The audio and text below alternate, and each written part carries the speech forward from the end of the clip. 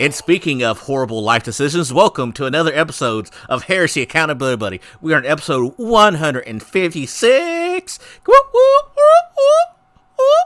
All that good stuff. Party people here. John will not be here with tonight. We do miss him. We do love him, and I hope he is singing sweet, sweet chin music to whoever he's fighting right now, because he is in a street fight for his life. He is fighting. I think he's in traffic. Okay. Yeah, he had to break down. Okay. TXO. Have y'all ever been in Dallas? Have. Okay, so it's a damn street fight in that town. I stand by what I said.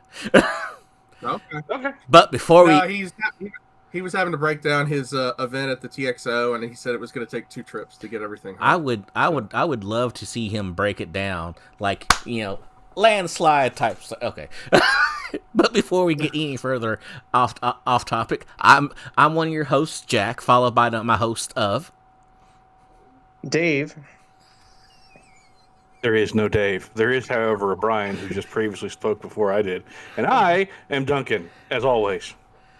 Oh my gosh, I'm Jamie. Sorry. Yeah. In Dave, followed by Jack. No, there is no Dave. There is no Dave. There is Zool, though. The ducks are free. The ducks are free. But you know what aren't free? The bills. So watch these segue come your way. Do you love resin bases? Then go to our sponsor, Elric Hobbies, for all of your basing and basing accessory needs. Use code HERESYABB at checkout for a discount. Legendary Monument Hobbies. Monument Hobbies is a one-stop shop for all of your painting needs. Use code HERESYABB at checkout for a 5% discount on your purchase. Pop Goes the Monkey. Find maker of third-party accessory bits of arms, legs, backpacks, and more, where you can get 10% off your first order over $125 with code HERESYABB at checkout. These segue come your way. And thank you to our patrons. Without you, none of this is possible. Speaking of none of this is possible, let's talk about Duncan's brand new Ultramarines army that he will be working on in the fiscal year of 2026-2027. With your help.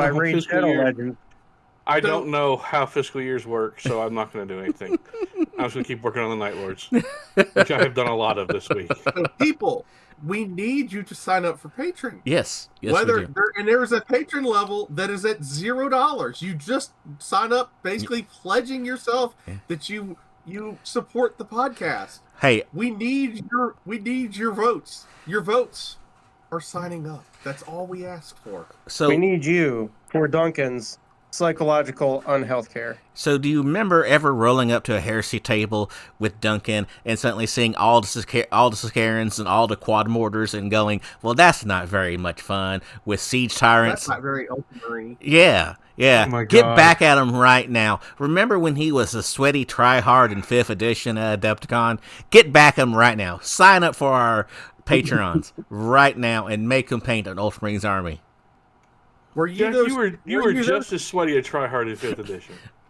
Yes, you those but teenagers that brought a solar auxiliary army that you were trying to double with 40K events too, and Duncan was chosen to beat that ass? Well, now's your chance.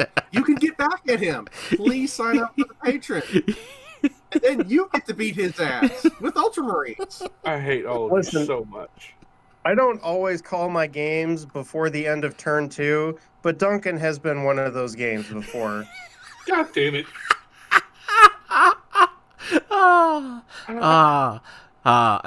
This whole entire interaction has made me smile. Do you know what else makes me smile? Hobby progress. Jamie, do you want to start us off tonight on your hobby progress? Sure. So, I have decided to build a new army just in time for Adepticon. Woo! Guess what? They're Dark Angels, so it wouldn't really be a new army, but it's a new sub-army. So I am building as we call it, a war crimes list. It is full of stuff that causes war crimes and makes, not a lot of friends, apparently. So this week I finished a quad mortar team, like a set of quad mortars, and then I've started working on some Saturn IX Terminators and a Siege Breaker console. What are you putting on your Saturn IX Terminators? I was just keeping them cheap. Okay. Plasma and the Fist. Okay. The Fist. And then the Saturn IX HQ's got the hammer, and I guess technically it has the axe, but I didn't sculpt the axe on it. I have the plasma blaster on it. But I've done, I've printed parts for them to make them more Dark Angel-y, I guess you would say. Okay. New shoulder pads that are checkerboarded, so like I don't have to tape it all off. They're actually sculpted checkerboarded, so you can paint them. And in the checkerboard, and then I've got like the sergeant's got like the loincloth tassel thingy with a belt to make them stand out a little bit from the regular Saturn IXs. But as I'm saying, I'm just finished up the quad mortar guys, putting their transfers on. Sorry, I had to think about it, and I've started base coating some of the other stuff. And then I've been press ganged a lot by people wanting stuff before Adepticon to paint, printing stuff. So, John, Ned, you make my life a living hell.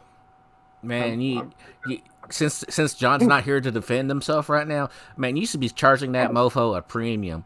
Man, like if you want these models, you best be coming off that cash, son. So like he apparently had terrain that I had printed him for last year and dropped it and broke a lot of it. So I'm having to reprint parts of it for him. That sounds like a John problem. Ned is looking for smash bots, so we're running a test print of see how they go. What? He wants Domitars or whatever, the Rock'em Sock'em robot dudes. Oh, Mr. Fisto. Yeah. So we're gonna see how that goes. But that I've been pretty busy this week. So yeah. Let's go, Jack. Let's go you. Me? Oh, wait. Okay. Well, I see here. I went ahead and posted up a picture of what I'm going to be working on in the new year, new army, new number, who this thing. So I went ahead and base coated a solar auxiliary tank destroyer thing that I already forgot the name of. So Valdor? You are doing Solar Aux. What's that? You are doing Solar Aux. Yes, but this army should probably be done once it warms up in no time at all. So I have something I need to talk to you about, which has helped a whole lot. Speaking of which, for cold weather. Okay. We can go on to something else. Okay. Well, we'll circle back around to that. Then I see here. Let me see if I can change my camera angle. That's too much words. Then I worked on a couple of dozer braids for super heavies and base coated Thunderbolt. Just to slowly get stuff ready, and then I reorganized my Ultramarines tank, the Space Marine tanks, trying to figure out what I need to get done on them, because again, that's going to be another should be fairly quick turnaround army, so that I can focus on my attention on some other stuff this summer, like I don't know, putting together one of the 100 Space Marine bodies that I have to put together to finish my master plan of having a squad of each mark of armor, because apparently I just hate myself. And then after that, I think I kicked it over to Bri for him to tell us what he's done. Well, he's that way for me. He's that way for me. He's that way. Actually, there for me. Oh. Right. What'd you do? That way into that. I keep fighting the good fight of random boxes showing up in my new hobby zone, and then I have to deal with those new boxes. And when I wasn't doing that, I did more work on some Fallout Wasteland Warfare T45D power armor that I bought a long time ago just because they are cool. They are cool. Painted up as Brotherhood Outcasts, so they got the darker armor. with the red trim and stuff. So I actually painted something for once, and I've been recombobulating my new hobby zone and trying to get rid of boxes of stuff that I have no idea where it came from, other than I suspect my wife was involved. I still blame Duncan. We blame Duncan. It's Duncan's fault. Yeah. Yeah. Sure. I'll Totally. take it. I can easily shoulder the blame. It was either him or Bear. It's my fault. I take all the blame. I'm good for these things. So I guess that kind of leaves me with being last then, right? Yeah. But not least. Well, I'll go ahead and take that. So, past week and a bit, I have assembled 10 Seekers and my final 10 TAC Marines for the Night Lords. I've got all the blues down for them. I've got the golds down for them. I've got 2 characters built for them. I've got the golds and the blues down on those guys as well. I'm currently a bit of the way into the silvers before I start putting down the white. That's going to then become the reds. Because I'm using white for my base since the reds don't really show up very well over a blue base color as a whole. My plan is by the end of this week, by next recording, I will hopefully have these guys done other than bases. I'll then start working on the bases. So that's my plan for this week. Unfortunately, I was going to go to the Kentucky 30K meetup that happened this past Saturday, which would be the 17th. I did not get to go because life and work got in the way, as life and work sometimes do. So that's that. Yeah, I tried to get a game in yesterday with Blake, but I had a kitty basketball game I had to go to. So yeah. Yeah, I hear you. It was supposed to be at 10, but it ended up being at 2. So yeah. Yeah. So sorry, Brad, Keith, whoever else made it to the Kentucky 30K. Sorry, I couldn't make it. I successfully managed to get my blind crippled butt out to Grand Rapids, Michigan for the Far Harbor event, and they had a pretty good turnout of 29 people, I think it was, to throw down 5K lists. Nice. Cool. 5K? Yeah. Did they get one round done? 29 people. I think they did like tables of 4 with 2 teammates, and then they basically played with that game the entire duration of the event. So like 20,000 points a table? Yeah. So they got 2 rounds done. Per table. 2 rounds? Wow. They played 10 hours. Oh, that's big balling, man. My knees 3 hurt. rounds, Jack. 3 rounds. My knees hurt just thinking about that. That's crazy. Of course, when it's not your turn, you could probably take a nap. I mean, you could definitely have a lot of fun with 5K on the table. You know that Custodes player really was hating the Milita player when they had to play against him.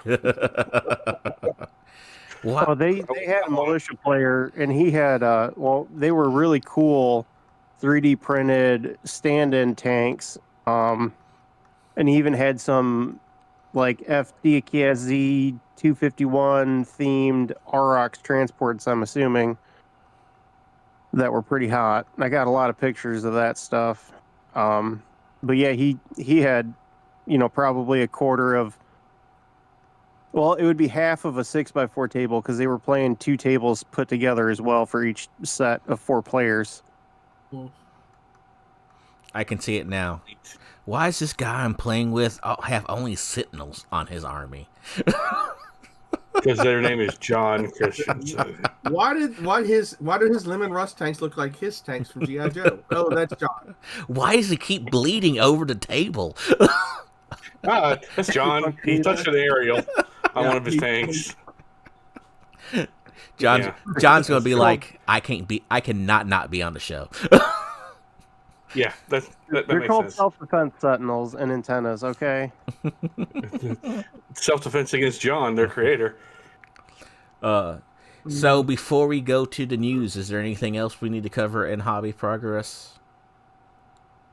Well, the TXO is this weekend. Yep, John did that. Had been posting pictures up on his Facebook page. We saw a lot of our friends that are in the area playing in his events. I saw there was a Titan or a big army bash that he had Friday night that looked pretty cool. Saw Gabe and Lucas having fun. Yep. The Bama Heresy guys event is supposed to be next weekend, but I would tell everybody to watch their page, and because the weather in the southeast is looking atrocious next weekend. Let's just put it that way. So. Yep.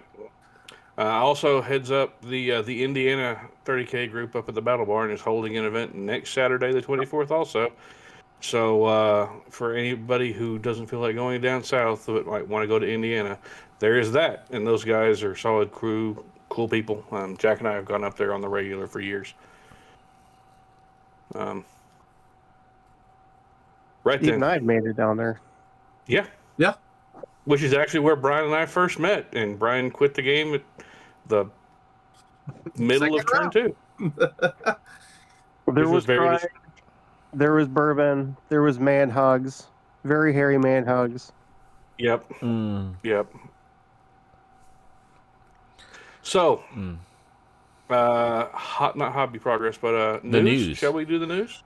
There's been a bunch. To the John Memorial News Desk. There has been a lot of news. So, Duncan, do we want to start new stuff, or do you want to go over the rules, the secret rules updates? So I figure we can do the rules update and the drop that was done, or the reveal that was done on Friday as the main thing. Okay. So let's just roll right through the beginning of it.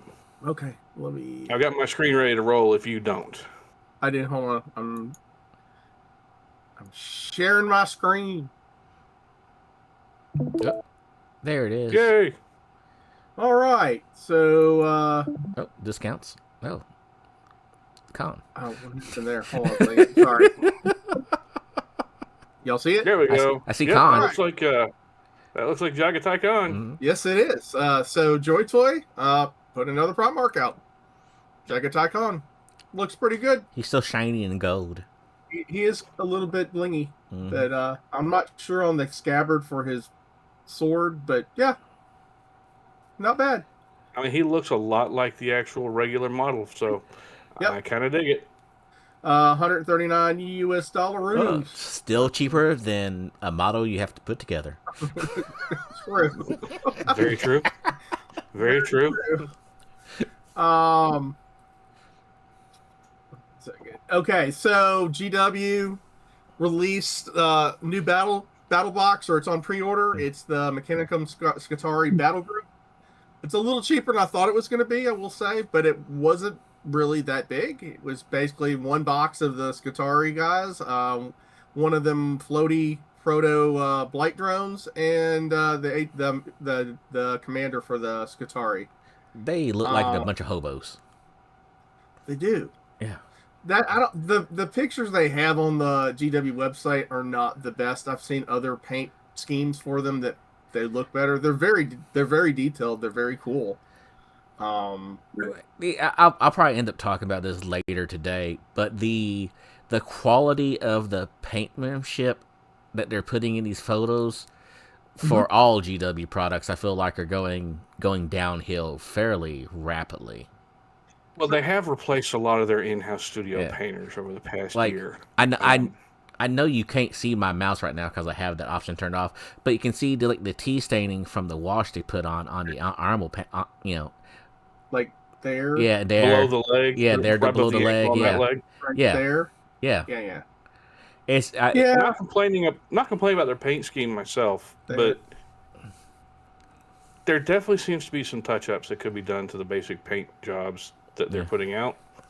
Of course, I'll be honest, my paint jobs aren't that great. Yeah, so. no, I am not picking on the people. It's just I feel like they're rushing them too much to get these out and done. So I feel like they're using the speed paints a lot more than they usually do. In the past, they for Forge World, not with GW proper like plastics. So with Forge World, they would actually grab people's that work their models, personal models, for the display, and that was one of the reasons why you wouldn't necessarily have awesome paint jobs like you would think you would on a lot of the models they have in like the brochures and the online stuff. Is because they were like personal models from people that had already built and painted stuff that worked there. Now, Right. I don't think that's the case with the plastic stuff, because like this is the stuff that they're going to put on the boxes, for the actual set. So I think this is more of a here. You need to paint this by this time frame. yeah, I think so Yeah. too.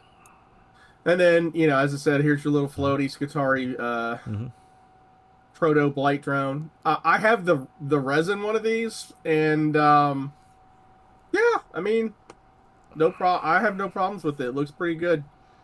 All the Voltrax. The Voltrax, yeah. Mm-hmm. And then you get the new transfer sheet, which John will be all about that. So 87 anyway. transfer per model. Yeah. Yeah. John, we promise we love you. Yeah.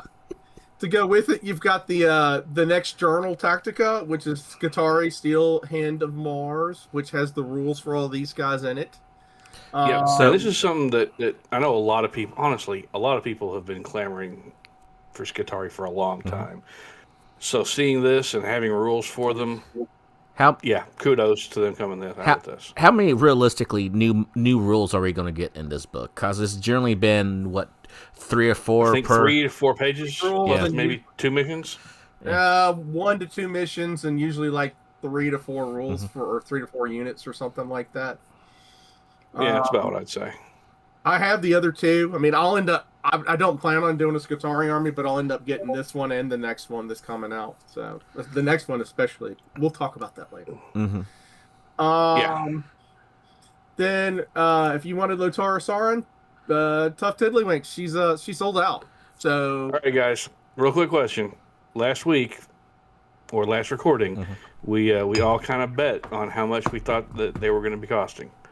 Did anybody write that down? Jack? I did. I have it right here. Okay. And we did the pricing for the other model that came out. We're going to hit that last. So because it's okay.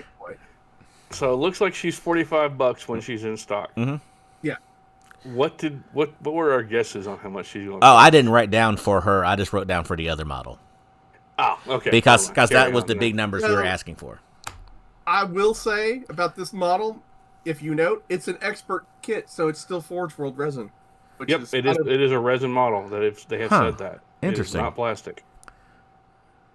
Okay. Which kind of goes against a lot of what they've been doing, is going everything plastic. So I'm kind of wondering if this is going to be like an extremely limited type model because it's resin. I don't think she's going to be limited. I think she's going to be available for a while. Okay. Because they've got main rules for her in the rule book. Yeah. So yes, friggin' orbital bombardment and like just dropping in and stuff like that, doesn't she? she's got rules. Yeah, I know orbital bombardment. Material reserves in the orbital bombardment is what I remember. Okay. Yeah. So she's definitely going to be around for a while. Again, our friend over at Pop Goes the Monkey has a not Lotara model. I'm personally remarkably partial to that. Yeah, Ursula Claw. Ursula Claw. I'm personally a fan of the Ursula Claw model, and I have one.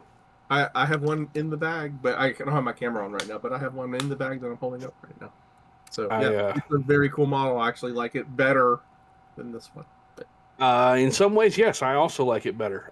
But the fact that they put her out as a model, I'm personally a big fan of that GW finally did that. Yep. So, well done, GW. And that price is not unpleasant in an extreme way. You say that. For how small a model, I mean... Yeah, I mean, it's about on par with a lot of the other single poses they've been doing lately, so like it's not. Yeah, it's not really unexpected. So, then we have Black Library book, Shattered in the Soulless by Graham. As a part of the Siege of Terror series and paperback. I mean, it's just a combination of two previously released short stories or novellas. Yeah. that were already put out. They're good novellas. I'm not going to complain. But this right here, to me, seems a bit like a cash grab if you've already gotten the other ones. Yeah.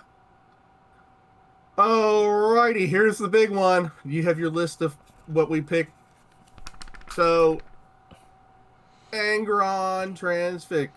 So the numbers that I had written down and hammered everybody down for last show. Hold on. Before you get to our predictions, for those who are just listening and not seeing the video, okay, fair enough. He's $275. Mm-hmm. Yep, and it's an expert level kit. It's not plastic, so it's forge rolled resin. And I would not want to transport his wings anywhere. No, I would not. Yeah. Okay. So what did we all guess? So myself and Bri put down both guessed plus $400 for this model. Jamie came back with $385. John came with $350. Duncan came with $300, and Avash came with $275. Guess who won? Avash came with $275. Yes. Came in at $275. Oh, So wow. congratulations, Avash. You are the winner. You don't win anything, but you are the winner. You get exactly what you invested in. So congrats. Now that we are getting... Is it bad that I just want to call him Transgron? Transgron. I'm moving on. Yeah, I mean, it makes sense. I will say this. If you take a look at the pictures on this guy, the picture of his face, the detail level of his face is insane. Yeah, I haven't looked at it yet, so this is the first time seeing it. It's an impressive model. Yeah, he is absolutely detail to the gills. I get the $275. I also get the fact that this is a model that would never see long distance travel. No, I would never even imagine taking this. I wish they had a picture of this next to Transfigured Fulgrim. Me too. Just for scale. I have a complaint about his wings. Okay. Go ahead. I feel like they could be more veiny. It's so veiny. I will say this: the wings definitely look a bit weak compared to the actual model. I think that's more down to the paint job than it is anything else. Well, I mean, I'm talking proportion-wise, size-wise. Oh, okay. Can I get the full model? The big picture. Yeah, the full model, you really can't see deep, because the way the wings are angled, you can't really see it. And since they don't allow you to do 360 rotating models anymore for some reason, 3D printers. Yeah, 3D printers. They don't look as impressive in this picture. But if you go down to some of the close-ups, like there's a lot more detail on them. Yeah. It's just the main picture, they don't look as big as an impressive. And they're like, I mean, it legit, like they look like bat wings with the finger bones in the wings and all that. Oh my God, I just figured it out. What the wings remind me of. What? Roast beef. Anyway, so we're quickly moving on to I can't wait to see some of the big painters get their hands on this. Like a Sam Lenz, like I would absolutely love to see him get his hand on this. There's several other different creators that I would love to see them get their hands on. Yeah, Sam would be amazing to see that with Vince, Matt, a number of others would be awesome to see how they do this guy up. And in keeping with Brian's bit earlier, I'd like to see this guy rep beside Fulgrim and rep beside Horus. The Horus, because I have a feeling that Angron is much bigger than either of them. I don't know that snake body. That snake body on Fulgrim is tall. And the wings are pretty big, but I think like just stature, like bulk wise, this guy will be bigger. Yeah, that's kind of what I'm wondering. That base looks like an 80 mil. Yeah. Well, we'll find out soon enough because I'm gonna have to order one. Okay. The other news, and this isn't like new rules drop.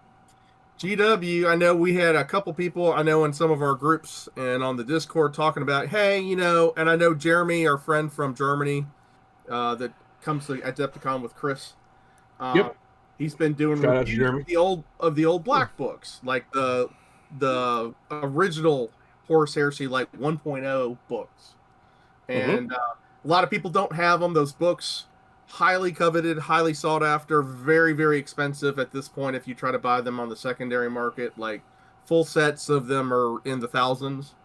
So, like, the big difference between 1.0 and 3.0 books is that the 3.0 books, sadly lacking of, even compared to the 2.0 books, like, just fluff and details of each legion.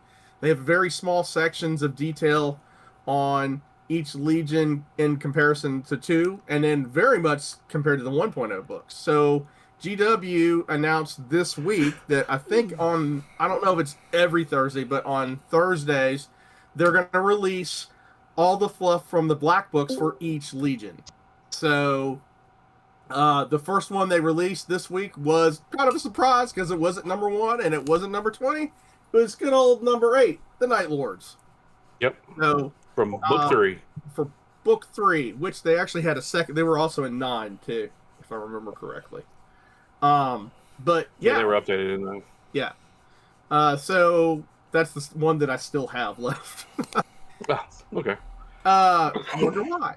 Because it was the Dark Angel book. But anyways, yeah. So they were re-releasing all the fluff from the black books for free in PDFs on the GW community website, which very, very cool, especially for people that are just now kind of getting into the hobby.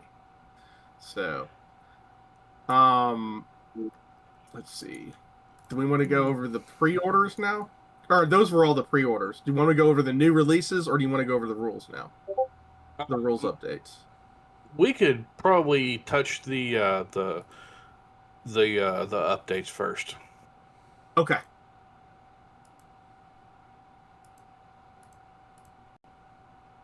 So Black Shields got updated. For those of you who have been living under a rock and haven't seen people in the community talking about this lately, the Black Shields army list has been utterly reworked in some ways. Specifically, what they've done is they've removed the way that everybody's least favorite oaths work together. Specifically, the ones where you could have the company of heroes or whatever it was, alone and forgotten, and Melody of the Old, and yeah, but the one I'm talking about specifically referring to is the Alone and Forgotten, where you could replace everything with a Centurion. Blade of the Just. And Blade of the Just. Those two don't work together the same way at all. Alone and Forgotten is page 12 in this, and Blade of the Just is page 11. The changes are actually astronomically different for how it's going to work. For Blade of the Just, it's yada yada yada. Here's the change. Models with the Black Shields trait in a detachment that has this Oath of Moment do not have the Heedless special rule, and no variant of either the Line or Vanguard special rule, and gain the Doomed Heroics 3 special rule. So you really aren't going to score anything. You can't score anything with them when they go through and win combats. Your rules are you're going to pretty much score victory points with them purely at the start of the sub-phase when you are on the winning side of the combat. Doomed Heroics, whenever at least one unit that includes a majority of models with this special rule is on the winning side of a combat where one or more of the following was true at the start of the fight sub-phase, then the controlling player scores a number of victory points equal to the value of X. Where there are multiple variants of this special rule, use only the highest value. The total number of models on the enemy side is more than twice the number of the models on the Black Shield. The enemy side includes more models with command, and the enemy side includes a majority of models with a higher weapon skill. So that's how you're scoring there. You're not really scoring for killing or being killed there. And then when you add it into Alone and Forgotten, the changes there being a detachment with this oath moment may only have command choices selected for it, but gains bonuses for these units in combat. The only units that may be chosen to fill command slots in a primary allied detachment with this oath of the moment, or any detachments linked to them, are Centurions or Centurions in Terminator armor. All command choices selected for detachment with this oath of the moment gain +1 to base wounds and may add +1 to any of the following characteristics, one time: willpower, cool, or intelligence. All Centurions and Centurions in Terminator armor gain heedless and to fight and die alone. And to fight and die alone has been changed to read as follows. The controlling player, a model with a special unit may not join any other unit, nor may be joined by any other model. When it's part of the combat with this model is the only model the controlling player controls in that combat, controlling player gains a bonus of +1 to their combat resolution score for each wound lost by that model in that combat round. If the model with this special rule issues or accepts a challenge, its controlling player scores 1 victory point. Neither player may score any victory points for this model being removed as a casualty. So, as we knew before, you scored points with that rule when your guy got killed in combat. No matter what destruction you caused, if you died, you scored a point. Or multiple points, depending. Now, you only score a point for issuing or fighting in a challenge. And you score 1, not multiples.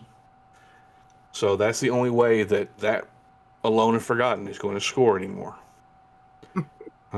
It cuts down on people being able to sit there and roll through an opponent's unit and get killed with this guy, get killed with this guy, get killed with this guy over here. And then at the end of the game have like 120 something to 17 as seen in a certain event in England about a month or two ago now. So that put a stop to it. You can only score winner challenge. Wasn't it a Thunder Warriors list in England too, or something? No, it was literally just all Centurions, like 30 Centurions. Oh, yeah. Okay, yeah. Now, can you still play that list? Can you still bring it to a table, throw it on a table, and have fun with it? Yes. But it's not going to be a way to automatically outscore your opponent for every one of your guys who gets killed in close combat. Doesn't work that way anymore. It'll still work to create a lot of necessary and unnecessary mayhem on a table, but scoring-wise, it's going to be a lot weaker than it was. Yeah. So it's going to be a lot more friendly of a game for playing. There's a lot of other changes rules-wise in here. And it pretty much goes all the way down from page 3 on down. Panoply of Old changed to all units in that detachment may make use of any armory of the Legion War Gear updates when you take a single Legion armory availability. This does not include any rules or options from the Chosen Legion's Rights of War or any prime advantages, only options which replace War Gear. So you can't use it to unlock like psychic powers from Thousand Suns. You can only get the gear. Page 9, in Disgrace All Are Equal. It notes that a unit that includes any models with the vehicle type may not have a prime advantage selected for it, which is a big change because before you could. Page 10, Oath of Moment, Weapons of Desperation. All models with the Black Shield trait in a detachment with this Oath of Moment must exchange all bolters and bolt pistols for a weapon from the Weapons of Desperation listed below. And such bolters and bolt pistols may not be exchanged for any weapons from any other lists. All weapons exchanged required by this Oath of Moment are free. So you can get reclaimed melee weapons, which is new. And a reclaimed melee weapon is -1 initiative, base attack mods, +1 strength, AP 5, 1 damage, and rending 6 up. But you can't swap your bolter for a Thunderhammer and then already have the Thunderhammer now. So now you can only swap it for the Weapons of Desperation, which is kind of helpful. Because before, you could just swap it for other things and not have to take the Weapons of Desperation. Brian, you want to do Oath of Moment for the Blade of the Just?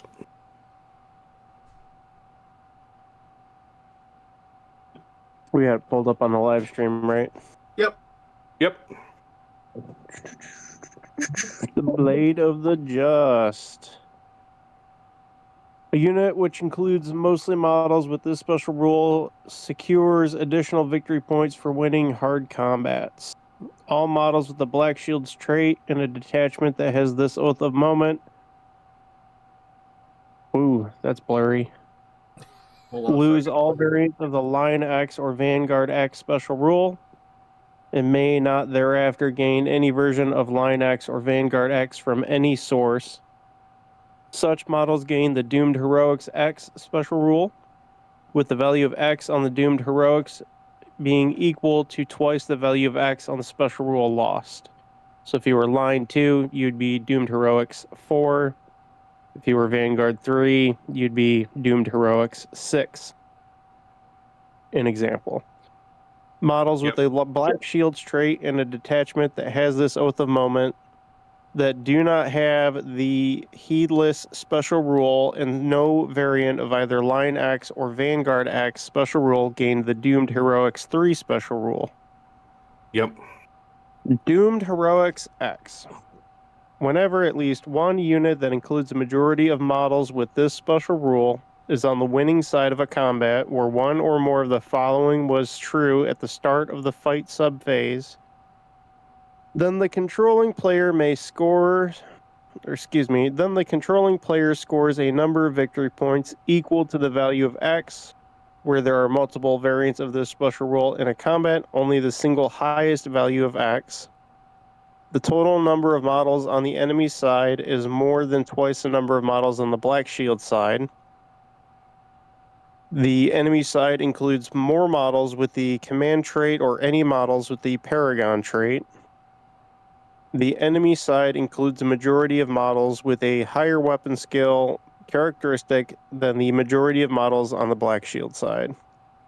This Oath of Moment may not be selected if the detachment already has the Reaper of Lives or Spoils of Victory Oaths of Moment. Yep. And that was the one that previously was being combined with Alone and Forgotten. I think this was one that broke the combo. It was. It really was. And now it doesn't, because you're not going to be able to sit there and score all the craziness because of, existing. What are examples of models with the Paragon type? Is that Praetors and such things as Primarchs? Go ahead, Jamie. So I was going to say, aren't there some like bodyguards or retinue that have it too, or something like that? Or like Syzygimen? So a generic Praetor does not have Paragon. Just as an FYI, does not. A champion, regular champion, does have Paragon because he's got Paragon of Battle, so that does give him that option, or does give him that rule.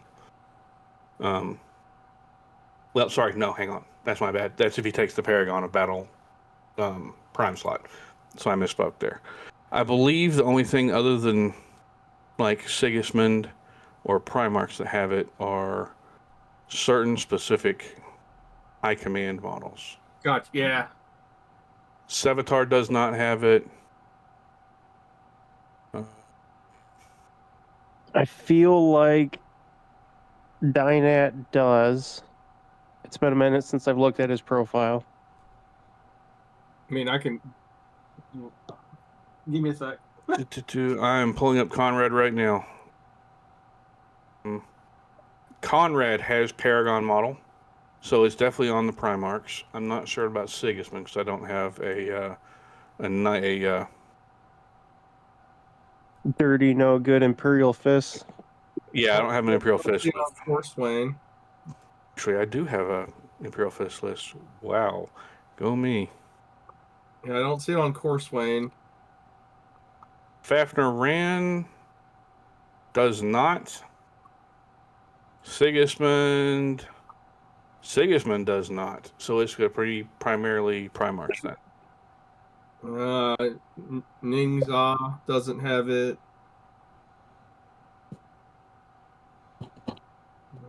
Don't see it. God. Rogel Dorn does have it. So, yeah, yet again, Russ it's going to be has Paragon. It's going to be Primarchs primarily. Russ has it. Red Blade does not. Hellhand does not. Yeah, there's no any reason to really go through every single special character at this point. It's going to be primarily the Primarchs. Primarchs, yeah, because Sanguinius and not even their first captains have it. Yep. So if you're fighting with Paragon with using your black shields against Primarchs, you're gonna score that there. Then we have Reaper of Lives. The changes there is all models with the Black Shield trait and the detachment with this Oath of Moment lose line and Vanguard and may not gain it from any source. A unit that includes any models with this Oath of Moment may not contest or control objectives or score victory points from any other primary or secondary objective. That's the addendum there. Instead, you gain D3 victory points for each enemy unit entirely removed as casualties in shooting, or as part of a combat with models with this Oath of Moment. Additionally, here's two other changes. You cannot use this Oath of Moment. This Oath of Moment may not be selected if the detachment already has the Spoils of Victory or Blade of the Just Oath of Moment. And if the unit with this Oath of Moment is a model with the vehicle type, only one victory point is scored instead. So you don't get D3 there, you only get the 1 point. Alone and Forgotten, we already talked about, and that's pretty much all the changes there.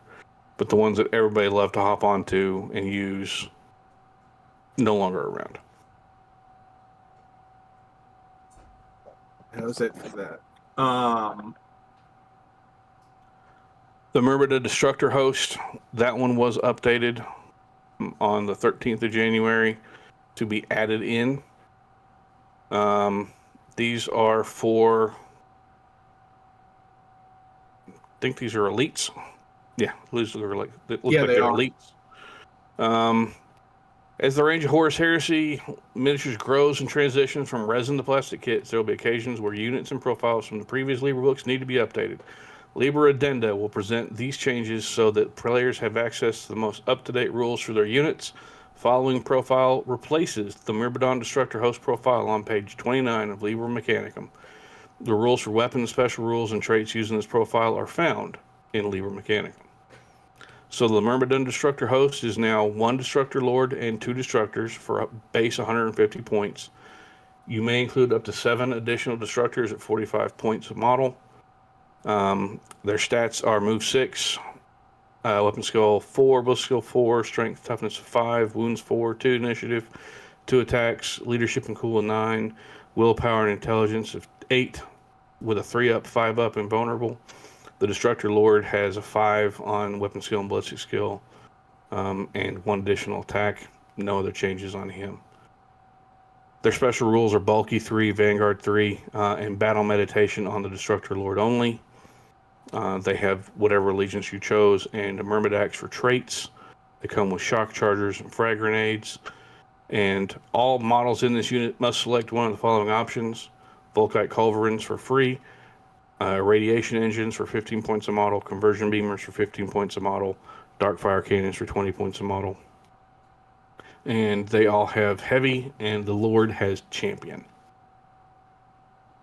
So, taking 10 of them with dark fire cannons, you're going to be very, very, very shooty, unpleasant AP2 nonsense at everybody. But I mean, it definitely does its thing.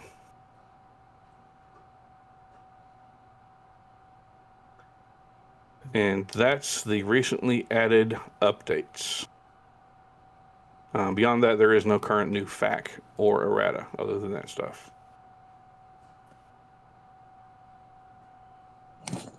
Shall we move to the Sunday preview on those? There really wasn't a whole lot. It's a bunch of kill team stuff. The only thing that most people will care about is that the Night Lord Terror Squad not Terror Squad. Night Raptors. Yeah, they're not really Night Raptors. They're basically, these are updated Night Lord Raptors for 40K, but you could definitely port them over to 30K, where they're going to be a lot more size proportion to current model 30K as opposed to the old Raptors, which really are not. But they're also like very chaosy too. I mean, like they're definitely chaosed. They were previewed before and shown off before, but now they're actually available in this set. Yeah, they're kind of neat. They're kind of neat. Yeah. The other stuff really don't matter. I mean, there is a Space Wolf Scout team, but I think that's already been out before too. So yeah, it has. It's just getting its individual release or something. Yes. Yeah.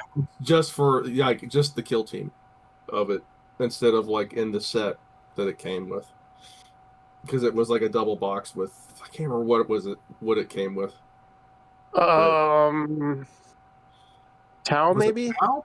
Yeah, I think it was the Tau, because the stealth suits are separate now too.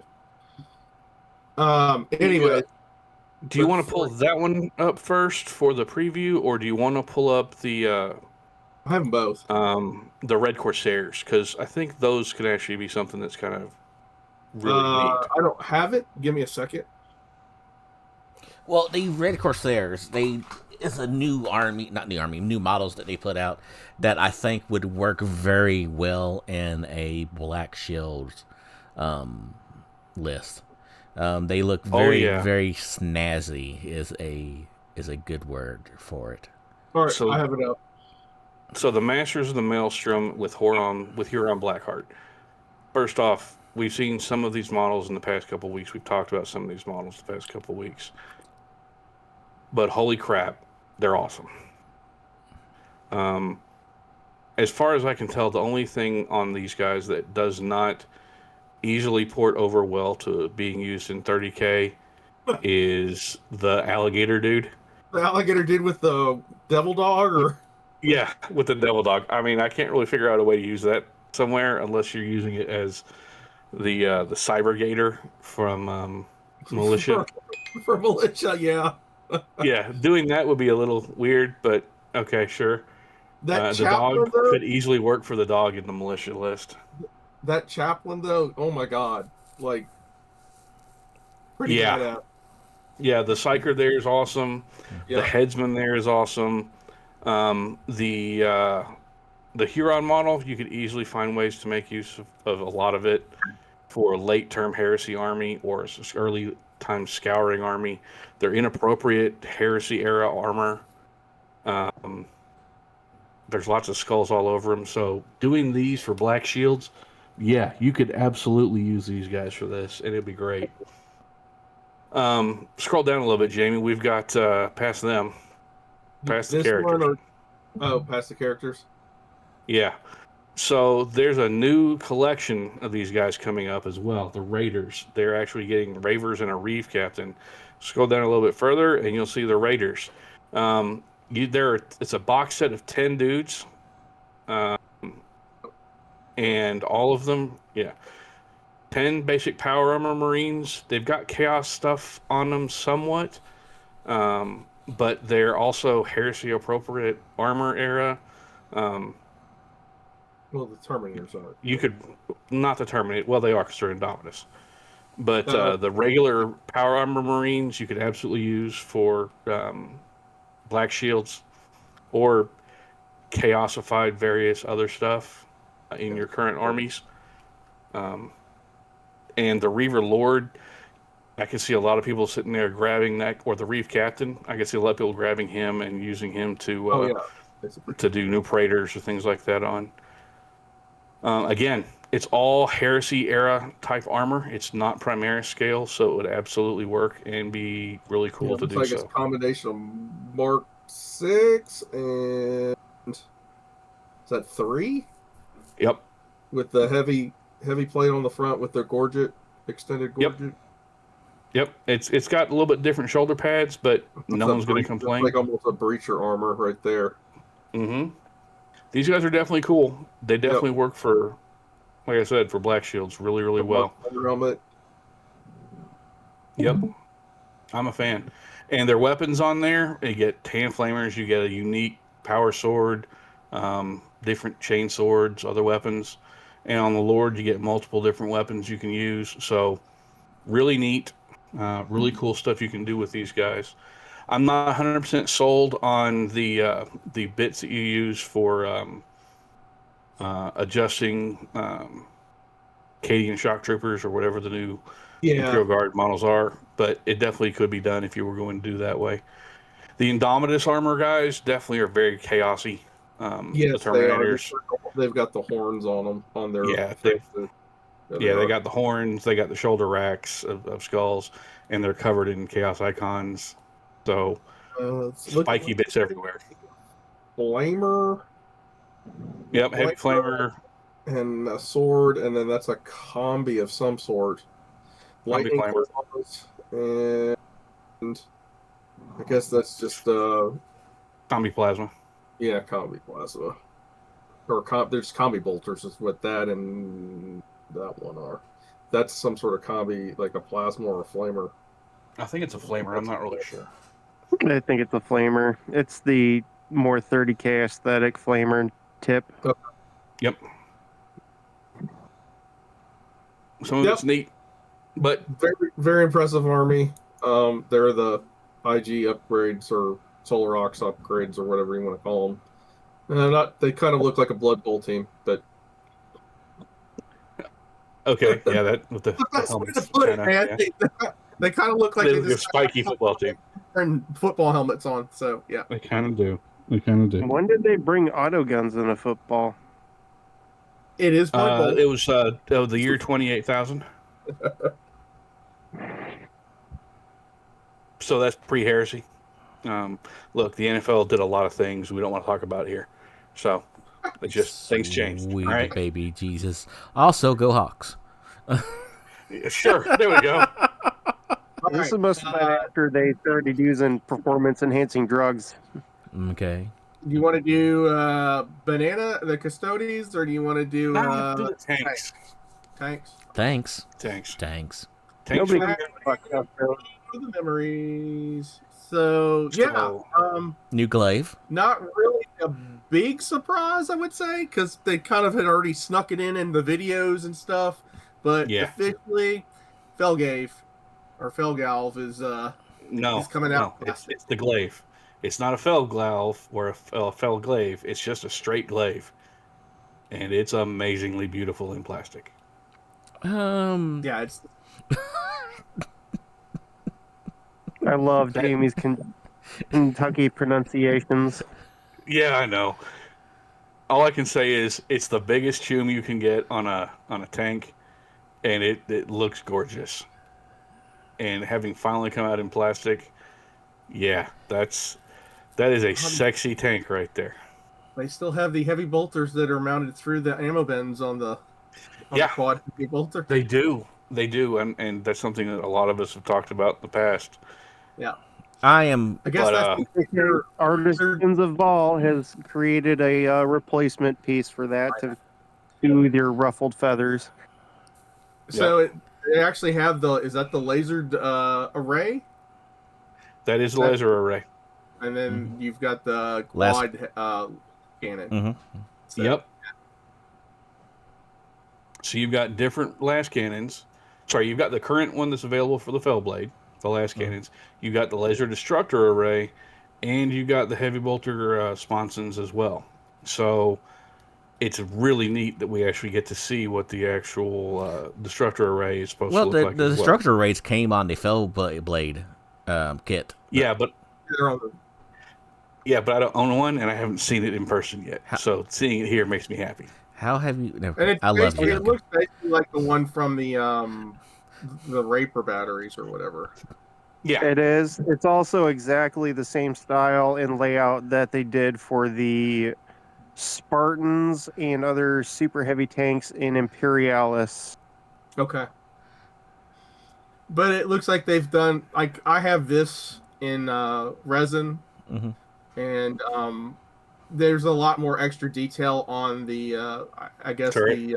the turret, like the charging vanes and the cabling and all that. It's so veiny. It's a lot. I was gonna say it's very veiny and rippled.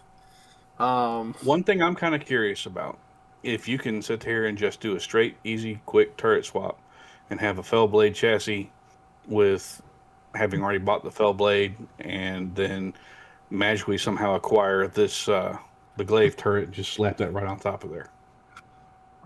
I don't know if the two are going to be absolutely interchangeable, but I guarantee you the hole is the exact same thing. Yeah, the holes are going to be the exact same, minus the demolisher cannon bits on the back of the solid. Right. It literally is probably 1 to 1.5 sprues difference. I bet you it's going to be 1 sprue different. The turret sprue, whatever that turret sprue is. Yeah. Because you're right about that. No demolisher though. Right. Which is where it falls apart for me. Like, I don't like the new demolisher cannon was fine, but that recess hatch and the glaive, this looks weird. Like they were trying. No, I think it looks worse. Okay. I'm not a not a fan of it. That's entirely new front end. Adepticon or sometime this summer they're going to announce the Falchion. Yeah, it's not a new front end. It's just that little plastic piece that slides in there. They just took out the demolisher cannon and now it's a hatch. Yeah, not the plate. This that little rectangle piece with a hatch. That's just what they added. Yep. Yeah, I'm sure it's probably that part is on this same sprue for the turret. Yeah. It's a main weapon sprue. I guarantee you that's probably how they put it together. Not owning a new fell blade, but that's what I'm putting my money on.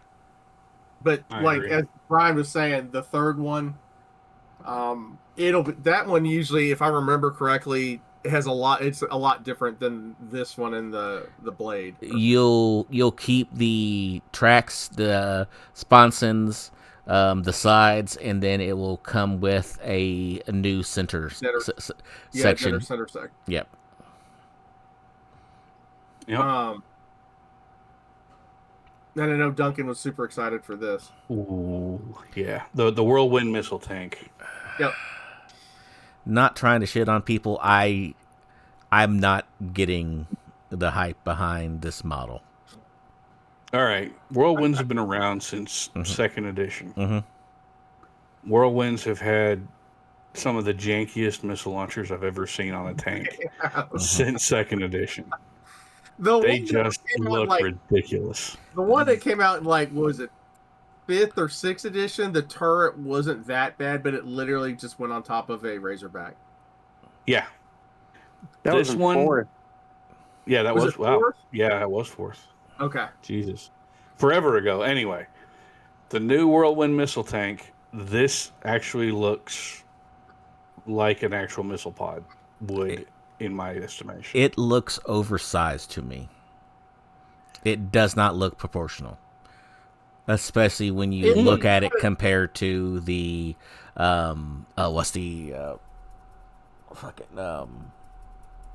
the other one, the original Heresy one. Scorpius? The Scorpius, yeah. But okay, so I can see that. But I will also say that we do not have the rules for this yet, so I don't know what those missiles do. So I think it just looks incorrectly sized because the turret's black. Yeah, I think that the Imperial Templar job, I think part of it is. God bless you, Jamie, for moving on. What it looks like to me is that they took the Gatlin Mega Bolter off of the Warlord because they have that in CAD already, and they took out the guns and they put missiles in it and then sized it for this tank. 40K? For Heresy? For this tank. Well, because the Warlord they have ostensibly right now, as far as we know, they just have an epic scale or whatever they call that now. So all they had to do is blow it up and then take out the rotary bits and add missile bits to it, and then voila, you have this model right here. Because from what I remember, that Vulcan fist-mounted Vulcan Mega Bolter from the Warlord looks like that right there, but with guns. I'm just gonna be really mad if we get rules for this thing and they suck, because those are really big missiles. They are. Yeah. I will say this. I like the fact that it looks like it can actually fire off multiple salvos throughout a game, as opposed to being able to fire off 2 missiles in the game and then being done and shot dry. This looks like it can fire off a missile salvo a turn for a 4-turn game. I still say the actual turret housing for the missiles, it is very in the style for the current tanks, for like 30K tanks. Like just the way it's shaped and like the vents and all that are on it. It looks a lot like a lot of the turrets and stuff that they already have out. It does. It does. But maybe it's just me. I like the old whirlwind tank. The launcher. Scorpions or the old one? The 40K whirlwind tank. The dual pods, it would look fine to me. I'm with Jack. But I also understand the fact that they are, and I wanted to come to this, they are drawing a very distinct line between their gaming systems that I think is a whole entire topic that we can talk about either later in the show or a whole entire different show. Is that this is the Heresy line now? It's the 40K line. It's the Age of Sigmar line. It's the I don't know if they have anything else, but they're Old World line. Very distinct lines. So I would agree with you, except for the next major thing that we're going to talk about. Totally blows that out of the water. Does it though, or we're not done with this yet? But we'll get to it. This talking about the tanks, I don't see them giving those tanks 40K rules. Oh, they're not. They're not going to give these 40K rules. But the distinction is they're making 30K a totally separate game with non-interchangeable models for 40K. Right. This is what I'm saying. But I agree with you up until what we're going to discuss after this next part. Okay? Okay. You're perfectly okay being wrong. The last part of this, for this part, okay, of the tanks, is that there's another journal coming. It's called the Mailed Fist, Legion of Astartes Super Heavy Tanks. And it's supposed to have the rules for all the big boys in it and the Whirlwind. So, there's your 4th journal coming inbound. In less than a year. Which I will give them a golf clap over that right there. Assuming that we get it before June. I will give them a golf clap for it, just for the fact that they're continuing to put out new rules supplements. Right. I mean, we're getting little trickles of them because, as we said, the other ones up to this point have had maybe like 3 to 5 units in it and then like another game style. There really hasn't been like huge divergence of like, or a huge like massive full book update. It's just they're giving you what the new models they're putting out. They're putting in these, and then they're giving you some fluff. Which I mean, like I've liked the stuff they've had so far, but I mean most of it's been the Saturn was kind of newer stuff, newer fluff. The drop site stuff would just kind of expand on what was already there and had maps and stuff like that in it. Yep. But yeah, I mean, happy with. I think we could say we're all happy with this so far. Yeah. So far, and before we go any further, one thing I think needs to be noted about that the new Journal Tactica is that it specifically calls out that it's going to have rules and support in it for multiplayer games or multiplayer battles that pitch everyone's armored squadrons against each other. We don't have armored squadrons. Yeah. That doesn't sound to me like it's going to be just 1 versus 1 or 2v2. That sounds like it's full on 1 versus 1 versus 1 versus 1 possibilities. Thanksgiving, baby. Yeah, so that's kind of what I was thinking, is it might give us a way for doing that stuff. So the other bit is we get the new exemplary battle in there for the Siege of Portresh, which is absolutely new, never before mentioned. And I really wish they had just said, like, notorious vehicle heavy engagement like the Battle of Talarn, which I think would have been a better way to tie in the old fluff we already had. I don't even remember Portesh. Now, yeah, I don't. Yeah, I've never heard of Portresh at all. Yeah. So, and you're much more in the lore than I am. So, Yeah. So do a quick Google of that, and it's been mentioned in this article. okay. So. All right. Are we ready to move on to the? All I got to say is Siege of Terra, Plague Marines when? That would be a really good question, honestly. Hey, look. New Custodes. New Custodes. All in plastic. A whole boatload of miniatures. A brand new battle group that includes 6 of the dudes with spears. Sorry, 6 of the models with spears. 6 of the models with sword and board. A commander. Their tank. And the Telemon Dreadnought. Yep. I don't know what tank that is because I can never remember what Custodes' name for the tank is.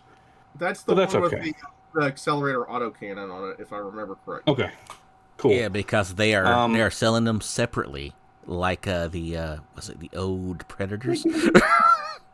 Yeah, they are. These are all brand new sculpt Custodes. So your old Custodes, you could still use them, but they're not probably going to look right because Calidus is the name of the tank. Yeah, Thank you. Thank you. The old Custodes are a bit more bulky and short. Would you not? I would say they're a bit more squat and wide. They're shorter and wider. I've seen a couple people online talking about how these models, the legs on these models don't seem to be quite as ornate as the legs on the previous Custodes. Yeah. And people were talking about combining, and someone did a Photoshop of the previous Custodes' legs with the current Custodes' bodies, heads, arms, etc. on them. And I personally thought that looked really good. I know a lot of people have said that they're not really up on the new Custode legs, and then also the dudes with the spears. There's no trigger for the gun on them. I was going to bring that up. Okay, I'm glad that other people than me are going to bring that up because. Well, I mean, like the old plastic ones, they actually had like it was like a pistol grip, like a bite grip, like a brake. Yeah. These don't. Yep. These don't have them. Maybe they do. Maybe they're just concealed beneath the hand, so there's really no way to know. Or they're not there. So or they're not there. As Jack just mentioned. Going with. But I'm also going to say that if you look at the weapons on these models, the spears themselves look a bit more detailed. Yeah. The weapons look a bit more detailed and don't look quite as ridiculous proportion-wise. Like the swords on the previous models. Those things were like Final Fantasy VII, like Buster swords. Those things they were ridiculous. Are you really making fun of my favorite part of those models? No. Yeah, the swords. Actually, I am. The swords were the best part of those older models. Okay, I mean they were about as wide as a table. These ones are a bit more. These seem a bit more sorted. They're still big, but they're not. I mean, they're going to be big because you've got bolter ammunition magazines going into the hilts of the swords. Yep. On both sides. I mean, those are your guards. There's not like a sword guard. You've got a magazine. So I don't think it shows it in these pictures, but I took a picture during the preview when they actually released it. The shields actually have like inscriptions on the back that are supposed to be each one of these guys' names. Not all the shields. The shield captain has that. Is it just the shield captain? Just the shield captain. Okay. That's what I saw too. And yeah, we're all dancing around what everyone online is in a hullabaloo about because we don't want to. I don't really pick sides. Anything. But hey, look, I'll take sides. Ahead and do it. No, let's not pick sides because that's ridiculous. Hey, look, the Custodes have female models. There's female heads. There's a couple chest plates that are proportioned for females. See, I've heard the chest plates. Okay. I haven't seen the chest plates. Like, all the chest plates look the same to me. they're not really recognizable on these, like on the bog troops, but I think the HQ it's a bit the shield, more the shield captain. Yeah, like that still looks like it's not that bad. An armor. That one's fine. Armor chest plate. That one still looks fine. Armor. I mean, they all like the thing. Whatever your personal opinions and feelings on it are. Well, here, meh. Let's go with my personal opinion. I hate the fact that they added a belt buckle. Why does every single new HQ model have to have a WWE belt buckle? Jesus fucking Christ. It aggravates the living fucking shit out of me, and it's making me not like these new models. You want my hot take? No, but go ahead. Why didn't we get the complete range? They're missing a whole war gear option. Where are the models with the mops? You're thinking custodians, not custodies. Oh my god. What the fuck, man? So, here's the, what is it, the Calidus? Is it Calidus, yeah. The grav tank? Yeah.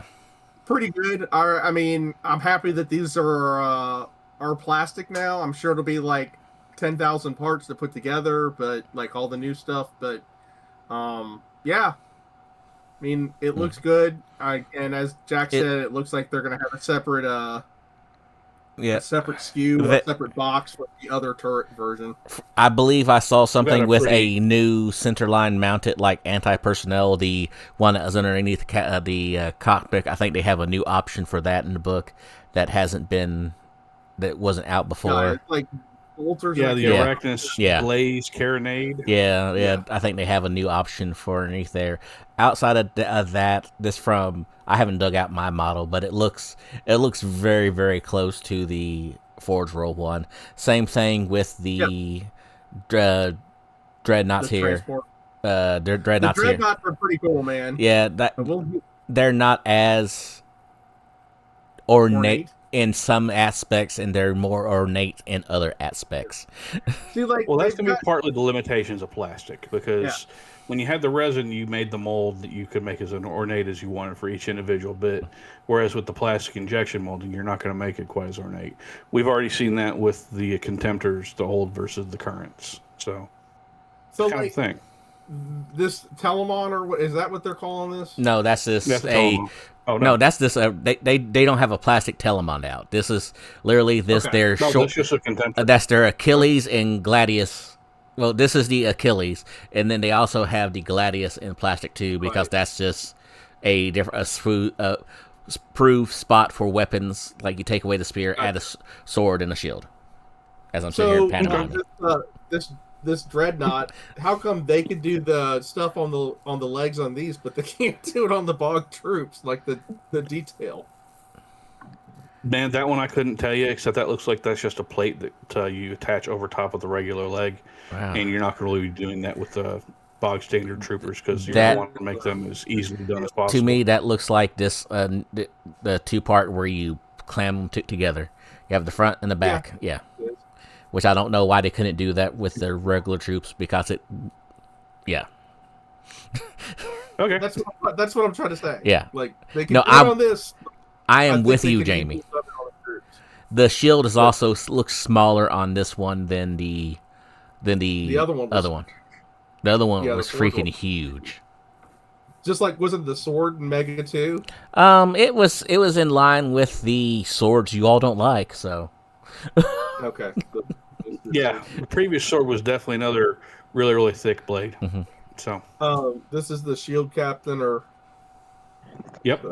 And there on the back of the shield, you can actually see where the name's written out in such a long line of stuff. With the belt buckle. And I'll agree with Jack there. The WWE style belt buckle is a bit. It's every single HQ model now. Yeah. It is. No, I get what you're saying. So you're saying you need me to print out a bunch of those for your Saturnine Terminators? Because I actually have the STL for that with the interchangeable side plates. No. Hard no. Yes, you're getting some. So these guys, I don't remember, but I'm guessing they were part of the Forge World line. Yep, they were. They were. Mm-hmm. Flash Gordon generally kills them really well. Yeah. Oh my lord! Oh my gosh! That's their jump troops. Minotaur. I, for one, do not like our new Stormcat Dethroned models. In all honesty, the wings on these new ones, like the bodies look fine. The shield's a little bit beefier. The spear is a little more spindlier. But they made the jump packs on here looks more like traditional like jump packs with the two big intakes in the middle with the hawk.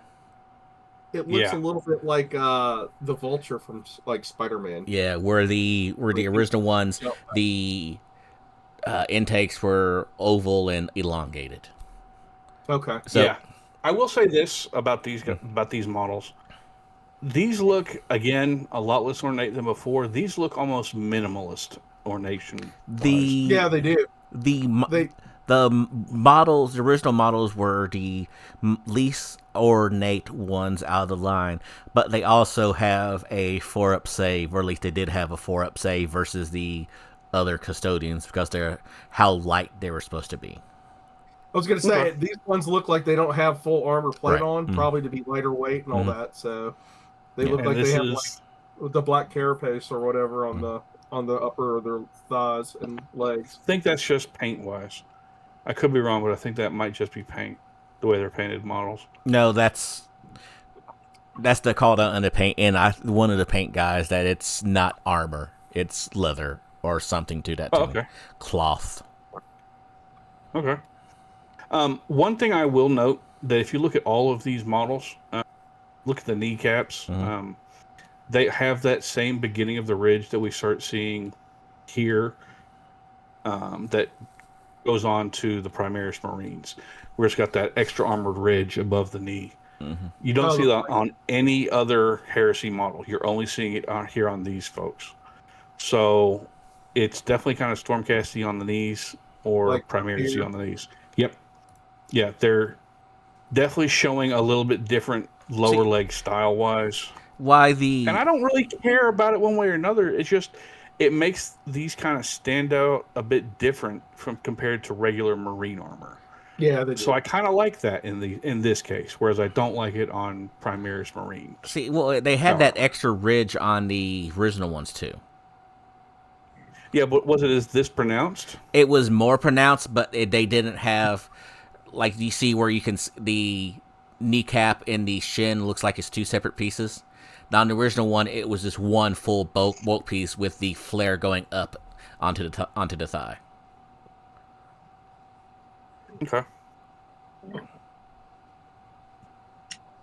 Hey, that's amazing. All those models are going to be the newer ones. No, these are all the old ones. They haven't put the new ones up on the website yet, at least as of today, earlier today. Yeah, it's there. Yeah. It's a model piece. Yeah, I see what you mean. Yeah. Yeah, those are the same models legs that I saw on the ones I mentioned about earlier, where people did the Photoshop mashup. And there's those hideously huge, thick sword blades. The Buster swords. Yeah. The gun sword, whatever you call it. Yeah. There's the old spear ones. Yep. With a trigger. So, but it's from what it sounded like during the preview that the swords and the shield guys, they're two separate boxes. Yeah. Yep. They actually look it because you can tell they're different models.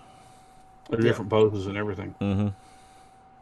Not exactly thrilled with that. Weren't the original one? Didn't the original ones come with both? Yep. Okay. Yep. Starting in the Battle of Prospero, you got basically everything without originally knowing what was what. Okay. Yep. And because we are getting an entire brand new model range with multiple vehicles, multiple individual models, we're also getting a book for the Custodies. Yeah. Thankfully. Well, we skipped over the transport, the Cronus. Which is is freaking huge. It's plastic. It's freaking huge. They had it next to one of the super heavy Marine tanks, and it's about the same size. Yeah. It gives the same presence as a super heavy tank without being super heavy. Well, it's not super heavy right now. Let me put it that way. Right. Big kit, but it's not part of the army box. The army box was like one of each one of the squad, the one shield, one spear, and then a dread and the shield captain and the grav tank. Caladius. Yeah. Yeah. Yep. It's this one, and then like I don't think it was both versions of the dreadnought. I think it was only one of the versions, and then the flying guy, the jetpack guys weren't part of it. So. And then they're getting a whole book, not just a journal.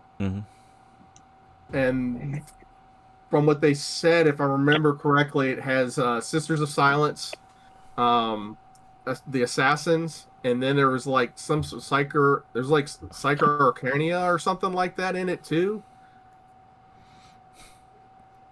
Yeah. So previously, I'm trying to remember. So, for those of you that what I like about that book, go ahead, Jack. I was just going to say, for those of you at home that are not looking at the screen right now, the stuff that we are missing from plastic that hopefully we'll see at some point, we're missing the long jet bikes, not the 40K jet bikes that have the Hurricane bolters on the front of it, but the long jet bikes with the spear. We are missing their Telemon Dreadnought, which is, if I had put money on, probably be reworked as like a Saturn IX Dreadnought, like, conversion.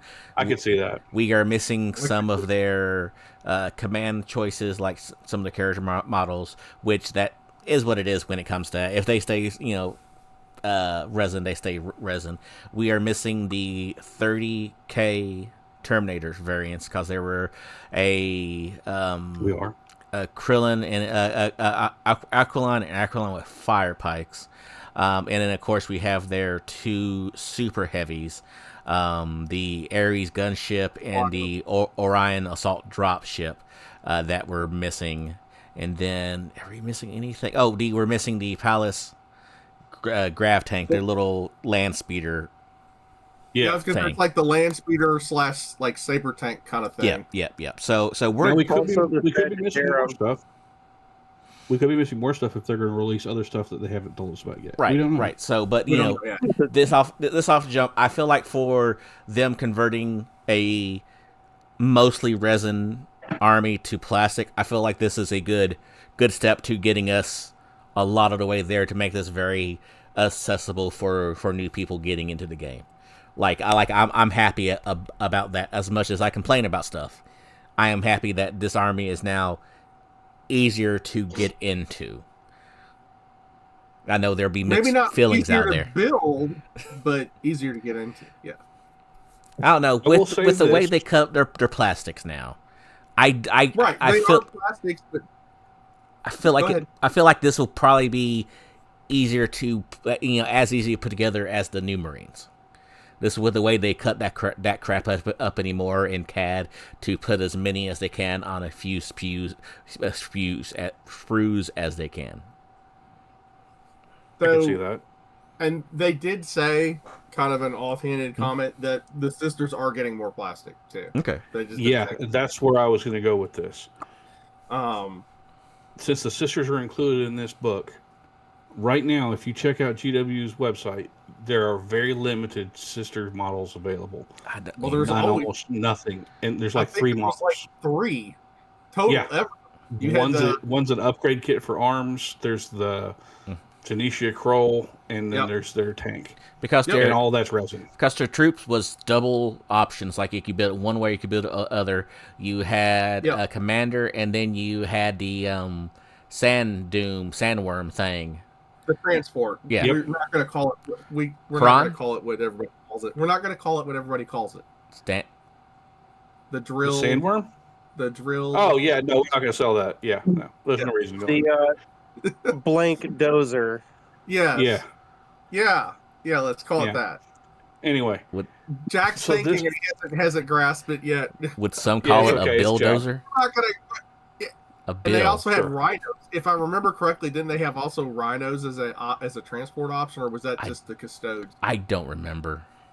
I don't remember the rules enough to be able to tell you. Like you could take rhinos in regular contemptors form or something. Not for them, but for the custodes. But anyways, so they're getting a whole book. For regular custodes, that's 40K that they could take land raiders and rhinos. Okay. Yeah, that's 40, 30. The other thing that came out, which Jack was saying, they're making a hard, fast line that each of these different armies that are like game systems are getting like their own models that don't cross over. Well, this goes against the trend because they did announce that almost everything that they've announced for custodes, they're going to have rules in 40K for. What did they say wasn't going to have rules for 40K then?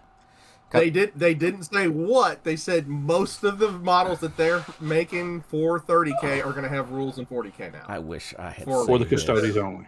For custodians.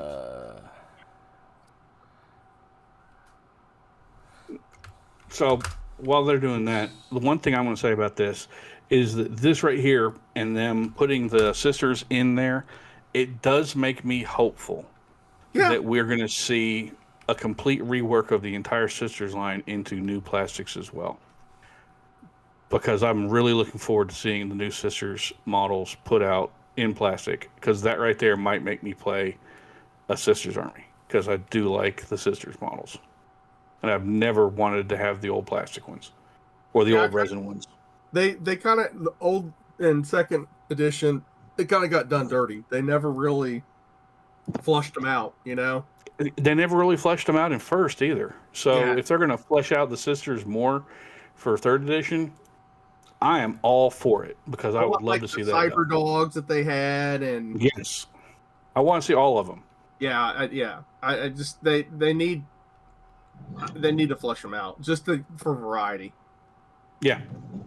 And I understand there's supposed to be like a support choice for the custodes or whatever, but like they still need to flesh them out more. I mean, it was kind of ridiculous how few units they had. So yeah, I agree. They really only ever came into their own if you're playing against demons and you took the one unit in particular that had the go fuck yourself psychic grenade launchers. Mm-hmm. Yeah. I fought against a couple sisters players in events at Adepticon years and years ago, and the models, the resin stuff and everything else, they were cool, and it was fluffy, and I just wish there was more, because it felt like a copy and paste of the same unit over and over and over again. Well, they didn't have a lot. They didn't have a lot of stuff. You're right. They didn't have a lot of stuff. So I'm really looking forward to seeing the sisters line expand as well, which is this right here gives me hope that they will. Well, and Jack is thinking really hard. No, because he's trying to see what 40K custodes have that 30K. No, there was a place where somebody said, "Is this going to be available in 40K?" And GW responded, one of their rare chances of actually directly responding, and they said, "No, this is 30K only." So that during the preview show that they did on Twitch, YouTube, whatever, that was directly asked, and they directly said that most of these will be available in 40K. Okay. Did they not, Duncan? So I haven't watched it because I was at work, and I haven't watched it over the weekend because Saturday I had stuff for work as well. So, yeah. So like, I can't say. I'm not trying to make it up, but I'm just saying that's. Let's say I have heard people say that same thing. So it may have been said and then may have been answered by the Warhammer community people as different. So who knows?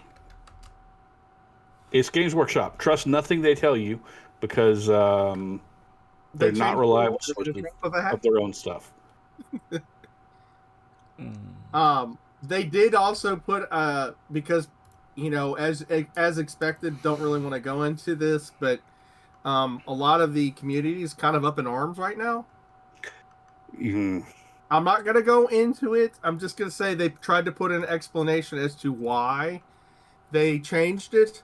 But then in addition to that, they did put a thing out saying that Marines are going to stay the way they are.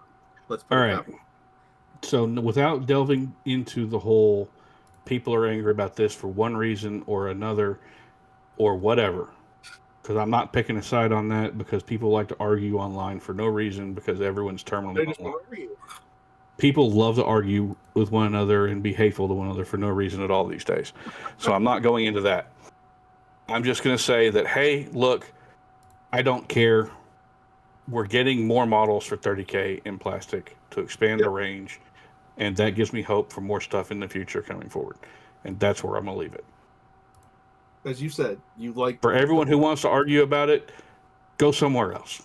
Argue somewhere else. Historically speaking, you've been one of those. I'm trying to turn over a new leaf. It's a new year, new Duncan. Less hateful, more kinder, gentler Duncan. What the fuck? Which is why I'm playing Night Lords. Kinder, gentler, Ultramarine Duncan. Oh, yeah, I was going to say Ultramarine Duncan. He's in the spreadsheets. Oh God. No, I'm never going to be in the spreadsheets. Ooh, Microsoft Excel. But anyway. Yeah. So, very cool. Like, I could sit here and nickel and dime the models all day long, because I really think the first batch that they did for Custodes, I think they really knocked it out of the park. As far as model wise, the squad guys. Yeah, the squad guy. Well, like even the dreadnoughts, I think the dreadnoughts were fantastic. The tanks seem to be roughly the exact same, so there's not really a lot of changes there. But the basic the aesthetic hasn't changed. Yeah, the basic troopers, I think they knocked it out of the park with the first one, minus apparently the first time hearing people didn't like the swords. Weirdos. No, I've made fun of the swords to you before. No, you haven't. I know for a fact. No, you haven't. If you have, I haven't listened to you. Well, you don't listen to half the stuff I tell you. But anyway, what'd he say, Jamie? He said he's playing Ultramarines.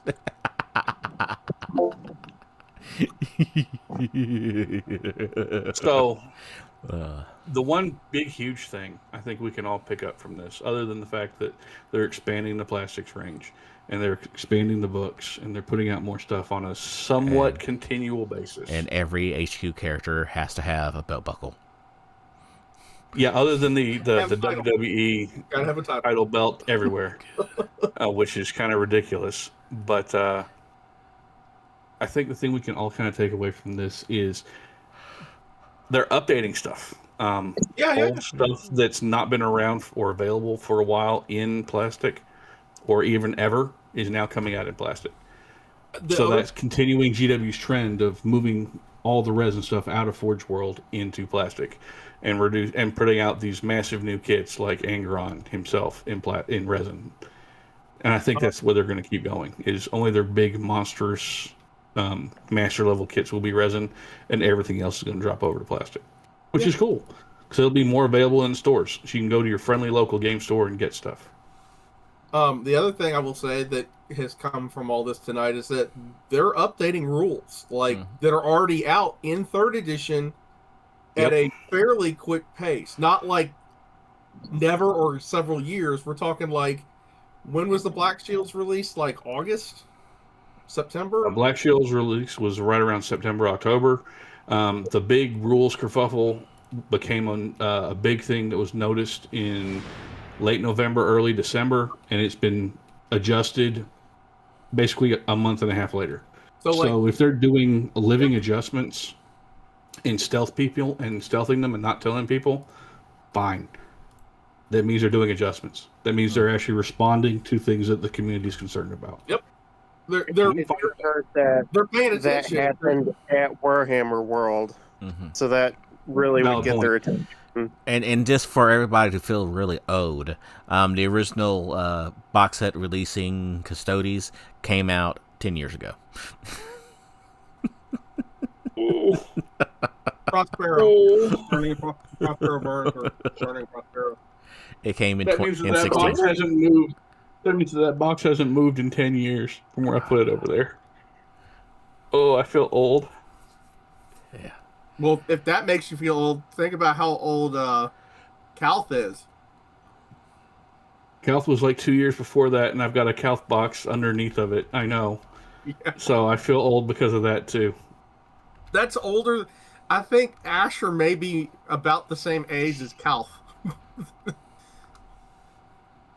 I can say that I've still got, as I came up in conversation with someone else on our Discord the other day, I still have some unpainted stuff from the second edition box set of Space Marines that are still unpainted. So I don't have like the full one. I have some models. Yeah.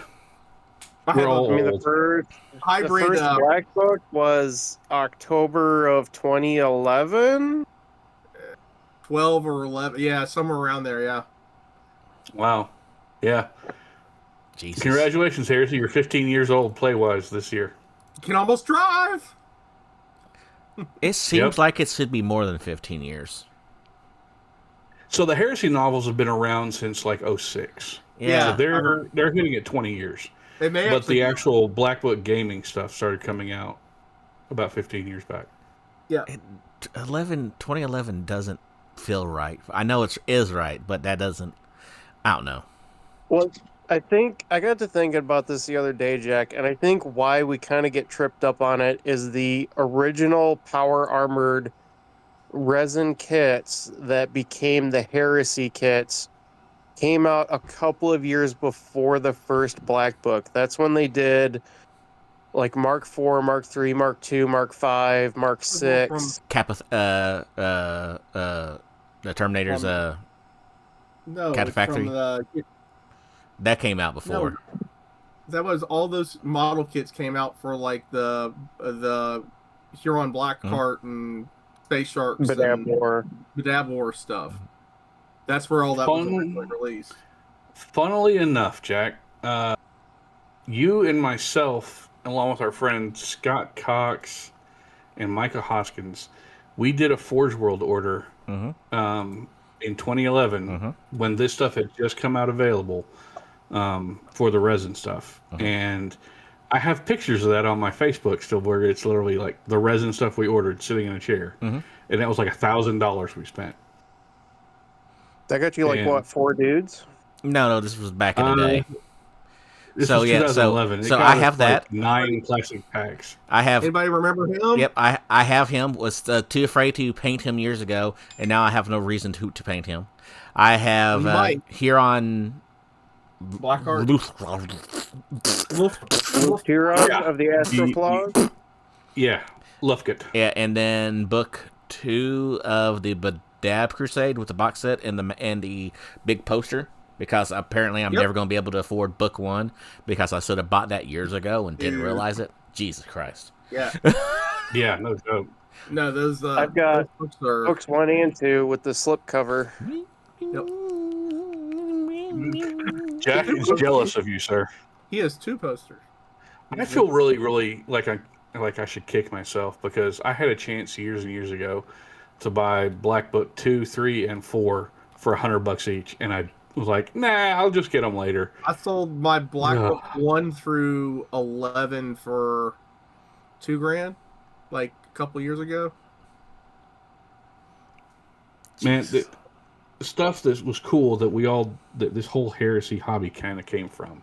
Yep. Is we all are kicking ourselves because we didn't do it back then, but we really should have. Which is why I'm kind of glad I got into getting the map sets when they came out for the Siege, because people are selling those for idiotic prices online as well. Yep. Oh. Well, for our trip down memory lane. Shit. I do have a shout out that I want to do for a YouTube channel that is entertaining me right now, and I'm desperately trying to find the name of it. It's a guy out of believe it or not, Britain, and it's see here, Dire Dice Tabletop. Last 2 years he's been putting together a 3D printed Warlord Titan. I'll just go ahead and call it what it is. And now he's currently putting together a 3D printed Thunderhawk that I may be intimately familiar with. So he's going through his trials and tribulations of it. He is easy to listen to. His videos are generally between 15-20 minutes, so it's not a big time sink. And it's very entertaining with watching somebody do something that maybe has already been done in this household. You know, somebody else that may or not have done a Titan recently or 3. So Yes, but his was magnetic and lit it. So it has glow-in-the-dark eyeballs. Has a plasma, whatever the thing is, that is also 3D printed. Because he did that in clear resin to help with the glow. This guy's extra. no, my weapons are all magnetized, and then like the Warhounds are all recessed for magnets for all their weapons. But yeah, I mean, it's cool. I've done Bane blades where they were lit, and I had cast all the cupolas, the tops of the turrets, like where the viewports are, in clear resin, and lit them up on the inside, and then painted over them so that they would shine, and you could see stuff moving around on the inside of the cupolas. Cool. That was before 3D printing. That was like hand casted, like resin stuff.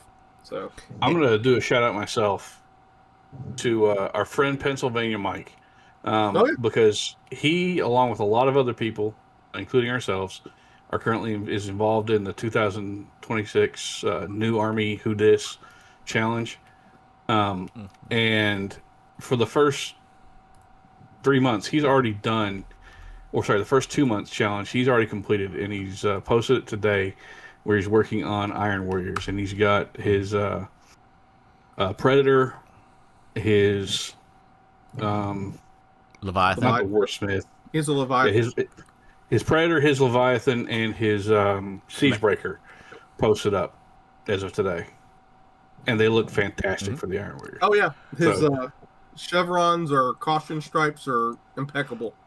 Yep. So kudos there, because that's really awesomely well done, and for everyone who's participating in that, yeah, kick some butt. We're watching it. We're looking forward to seeing what everybody comes up with. So that was my shout out. Let's do a shout out to John. Yeah, here's to John. He's the hobby machine. He's the machine. Like the amount of stuff that he painted the past 2-3 weeks for his event. Like he basically press ganged both his parents, his mom and dad, to help paint stuff for him, like for terrain for people for his event. Yep. And like it wasn't like he wasn't doing anything. I mean, he was doing massive amounts too. So. Yep. And shout out to everyone who helped him do that, because that terrain looks really awesome. And I'm gonna shout two more shout outs. One to everyone who went to the event that John hosted at the Texas Open. I'm sorry that our posters did not get there for everybody to have more posters, because I sent more posters to John. And I paid for them to be there by Wednesday of last week. And according to tracking, they're somewhere lost in the ether. No idea where the posters are. The tracking number says they are arriving late. Well, yeah, that's obvious. So sorry for not getting the newer posters down there, the rest of them that John didn't have.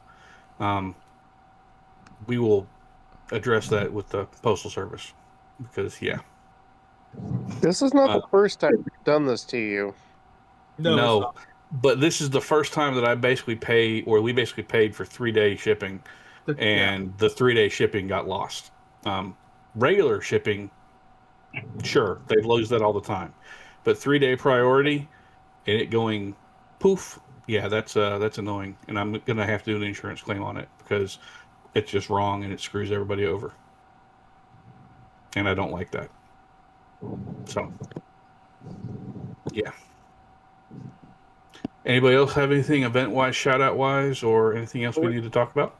We already talked about, I think, most of the upcoming events for like next weekend. Just, I know, depending on when you're listening to this podcast, especially if you're in the Southeast, where it seems like a lot of the events are, just kind of be aware that the TOs are doing what they can with the weather, because it looks like it's going to be an absolute total clusterfuck next weekend for most of the Southeast. Yep. So just bear that in mind if you're going up and to any events or going to any events. If you go up the day before, you may get there, but a lot of people, if they're coming up day of, may not be there. So, because they can't get there. Don't hold it against the TOs. They're doing what they can, and they're also trying to make it so that everybody is safe. So, Yep. Mm-hmm. And then don't forget, tickets went on sale for Adepticon last weekend.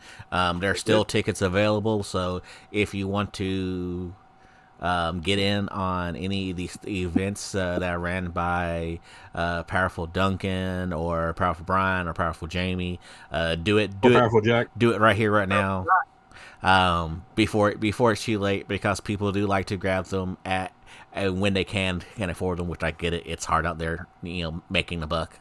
So when they do get money, they go ahead and get it. So go ahead and get that locked down right now. And you'll get a chance to see some of our beautiful faces with some of our beautiful posters, and maybe some beautiful games with some maybe beautiful people. And about Adepticon, shout out to the Ferris guys who are hosting so many Heresy events there. I love the Heresy community as a whole. We, for the most part, as a group, we all get along. We play games. We love this hobby, and that's what this is all about. So shout out to them for the events they're hosting. Maybe one of us will get to play in some of them this year. We'll see. Who knows? But for everyone who's attending any Heresy event at Adepticon, come find us. You get a free poster if you're attending any of the Heresy events. Doesn't matter if it's us. Doesn't matter if it's Ferrix. You may have to sign up for a Legion Imperialis. You have to sign up for a free Patreon account to get a poster. Yeah, so if you sign up for a patron, if you're on the Patreon, okay, if you're on the Patreon and you're at Adepticon, you get a free poster. If you're on and participating in a Heresy event, you get another free poster. So here's me going under that bus again that's being driven by Jack and Jamie and Brian and John. Come by, get free swag, have fun, and be good to one another. And I think we've already gone over it, but we have a ton of new art too. Mm-hmm. We do. Absolutely, we really do. Metric ton. So if you have all our posters before, you probably don't even have half of what we've got right now. Yeah, I think we did it. Yeah, we more than doubled our number of posters and art this year. Shout out to Kurt for all the shout out stuff to Kurt for all that. He's been a trooper. He's had a rough time, and he's been super kind to us about everything. So yeah. So I do want to shout out Gabe and his infinite insanity of he's bringing all of his Titans to Adepticon, and he is actively looking for people who use his Titans in the big blam. So yeah, he's helping me out too, to try and make sure I can get my Titan up there to be game ready. So he's always been a top-notch guy in the community, not just to us but to everybody. Fucking love that man. Gabe's a solid dude. All right, so I think he was playing a warlord at John's event, if I saw correctly. It may have been in the big part one. Yeah, he was doing that. I think it was a warlord. So, all right, so with that right there, I think that covers everything. Any other last announcements, shout outs, FYIs, like Brian will be handing out handies and hugs at Adepticon. Exactly. Yeah. By handies, I mean handshakes. I don't know what y'all thought I talking about Duncan. I saw that look. So thank you all for listening to tonight's episode. Remember, stay accountable to your hobby. Stay accountable to your buddies. And this episode was brought to you by myself, Jack, and Ryan. And Duncan. And Jamie. And Dave. And Dave. There's still no Dave. Without you, this would not be possible. Thank you Dave very is much. The glue. He's the glue to the podcast. And then if you hang in for a second, we're going to circle back on a dangling Parker set that we left earlier in this show. Jamie, you were talking about 3D printing tech and heat and something. I don't know. You said something. We'll talk about later. Later. Are you still using your Saturn 3? Right now, no. It's too damn cold. Okay.